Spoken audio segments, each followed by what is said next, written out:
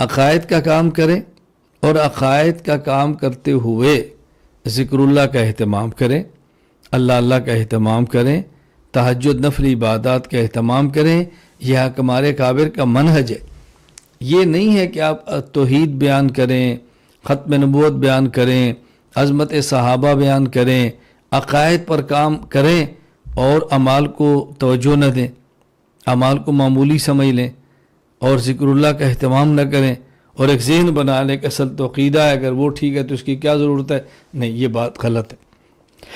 ذکر اللہ، نوافل، نجی عبادات یہ سپورٹ دیتی ہے، یہ انسان کے لیے معین و مددگار بنتی ہیں، یہ عبادات معاون بنتی ہیں۔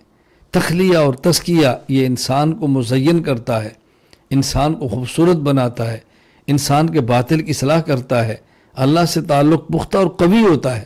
یہ ہمارے کابر کا منہج ہے، اس کو بہت اچھی طرح ذہن نشین فرما لیں، اس سے کبھی بھی غافل نہیں ہونا۔ ہمارے کابر کا منہج ہے، اس منہج کو ضرور سمجھنا ہے۔ اچھا، اسی طرح خارجی فتنوں کا مقابلہ کرتے ہوئے داخلی فتنوں پر نگاہ رکھنا یہ ہمارے کابر کا منہج ہے۔ یہ نہیں ہے کہ خارجی فتنہ آئے آپ اس فتنے کی تردید میں اتنا بہہ جائیں کہ داخلی فتنے کی پرواہ ہی نہ کریں، ایسا ہرگز نہیں ہے۔ ہمارے اکابر خارجی فتنے کو دیکھتے ہوئے داخلی فتنوں پر بھی نگاہ رکھتے تھے، داخلی فتنوں پر بھی نگاہ رکھتے تھے۔ اگر آپ نے یہ دیکھنا ہے کوئی باہر سے آگ نہ برسائے، کوئی باہر سے ہمارے گھر کو نہ جلائے، تو یہ بھی دیکھنا ہے ہمارے گھر کے اندر جو ماچس ہے کہ وہ نہ جل جائے، کہیں چولہے کے اندر بجھا ہوا جو کوئلہ کی ہوا کے ساتھ وہ نہ اٹھ جائے کہ وہ پورے مکان کو جلا کے نہ رکھ دے۔ ہم نے بھی ان چیزوں کو دیکھنا ہے اور ان چیزوں کو مد نظر رکھنا ہے۔ یہ تو ہمارے کابر کا منہج ہے، اس کو بہت اچھی طرح ذہن نشین فرمائیں، اس سے غافل نہیں ہونا۔ ہمارا جو کام کا منہج ہے اس کو لے کر آپ نے چلنا ہے۔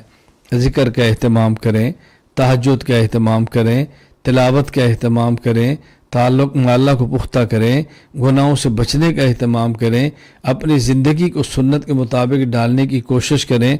جس شخص سے رابطہ ہوتا ہو، مزاج ملتا ہو، اس سے بیعت کا تعلق قائم کریں، خانقاہی ماحول بنائیں، خانقاہی مزاج بنائیں۔ یہ ہمارے کابر کا منہج ہے، سے کبھی غافل نہیں ہونا۔